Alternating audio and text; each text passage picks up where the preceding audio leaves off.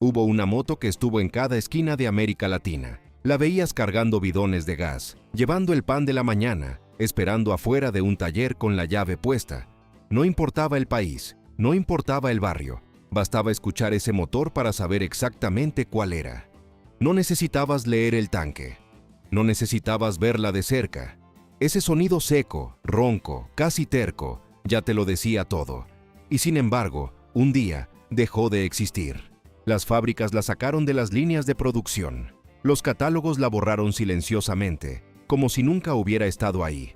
Y millones de personas que crecieron escuchándola, que aprendieron a manejar en ella, que la heredaron de un padre o de un tío, se quedaron con la misma pregunta: ¿cómo desapareció algo que parecía imposible de matar?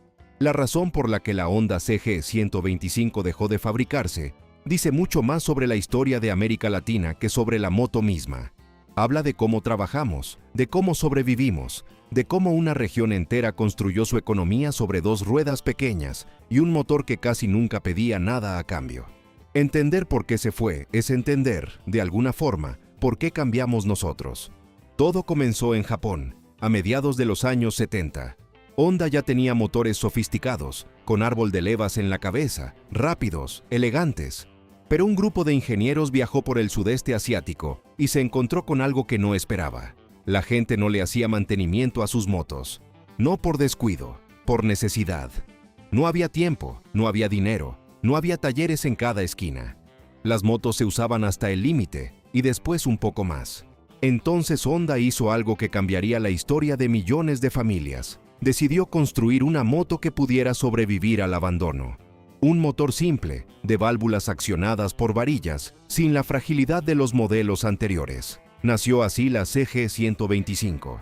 No fue pensada para impresionar, fue pensada para aguantar. Lo que Honda no imaginaba era que esa decisión terminaría recorriendo cada rincón de Latinoamérica. La moto llegó primero a Brasil, donde se empezó a fabricar en Manaos a finales de los 70, dentro de una zona industrial creada para impulsar la región. De ahí se expandió hacia Argentina, hacia México, hacia Centroamérica, hacia el Caribe. No llegó como un lujo, llegó como una herramienta. Y ahí nace la verdadera historia. Porque la CG125 no se quedó en los catálogos de los concesionarios. Se metió en la vida diaria de la gente. Se convirtió en el vehículo del repartidor que recorría kilómetros bajo el sol. En la moto del mecánico que la desarmaba con los ojos cerrados. En el primer vehículo de miles de jóvenes que aprendieron a sostener el equilibrio antes de aprender a manejar un auto. Durante años fue la moto del pueblo, en el sentido más literal. No hablamos de caballos de fuerza ni de tecnología. Hablamos de personas. De un padre que llevaba a su hijo al colegio sentado adelante en el tanque. De una familia que la compró usada porque era lo único que alcanzaba. De un trabajador que medía su jornada en kilómetros recorridos sobre ese asiento duro y ese motor que sonaba como un reloj viejo, pero confiable. Para muchos fue mucho más que transporte. Fue la primera sensación de libertad. La posibilidad de llegar a un trabajo que antes era inalcanzable. El sonido que anunciaba que alguien de la familia ya estaba llegando a casa. No amábamos la máquina. Amábamos lo que esa máquina nos permitía vivir. Todo parecía perfecto, hasta que el mundo empezó a cambiar. A partir de los años 2000, las normas ambientales se volvieron más estrictas en todo el continente. Los motores viejos, simples, sin inyección electrónica, empezaron a quedar fuera de los límites permitidos de emisiones. Al mismo tiempo, la seguridad vial exigía sistemas de frenado más modernos, algo que ese diseño clásico no tenía previsto. Y mientras tanto, las marcas chinas inundaban el mercado con motores más baratos, basados justamente en el mismo diseño que Honda había creado décadas atrás. El verdadero villano nunca fue un competidor con nombre y apellido. El verdadero villano fue el tiempo. Fueron las regulaciones que avanzaron más rápido que el diseño. Fue una industria entera que empezó a exigir frenos combinados, encendidos electrónicos, tableros digitales, mientras la CG seguía con su alma mecánica intacta, casi como un artesano que se niega a cambiar de herramientas. El problema no era el motor seguía siendo indestructible. El problema era que el mundo ya no estaba diseñado para motores indestructibles, estaba diseñado para motores que cumplieran normas. Y entonces llegó el final. En distintos países, casi en silencio, las últimas unidades salieron de las líneas de producción.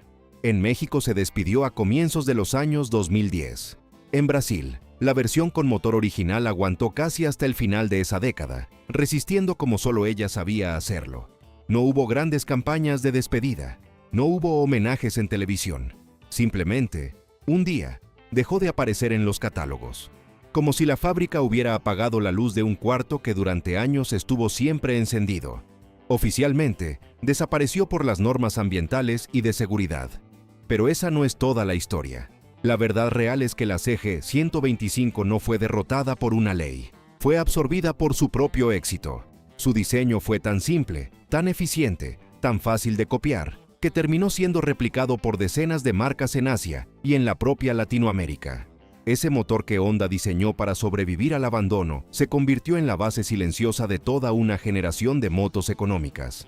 La CG no desapareció, se multiplicó en otras formas, bajo otros nombres, en otros tanques. Honda mismo lo sabía. Por eso, antes de retirarla por completo, ya estaba preparando una heredera con motor más moderno, manteniendo la misma filosofía de resistencia, pero adaptada a las nuevas exigencias. La esencia no murió, cambió de cuerpo. La fábrica cerró sus líneas para ese modelo específico, pero para millones de personas en América Latina, esa moto nunca desapareció realmente. Hoy existen clubes enteros dedicados a restaurarla. En Argentina, en Brasil, en México, coleccionistas buscan unidades originales, cambian piezas, comparten fotos de motores que siguen encendiendo después de 40 años. Hay talleres familiares que siguen viviendo de repararlas. Hay abuelos que todavía cuentan, con una sonrisa, que esa fue su primera moto, la que los llevó al trabajo durante 15 años sin fallarles una sola vez. Desapareció físicamente de las vitrinas, pero no desapareció de la memoria colectiva de un continente que aprendió a moverse, a trabajar y a soñar montado en ella.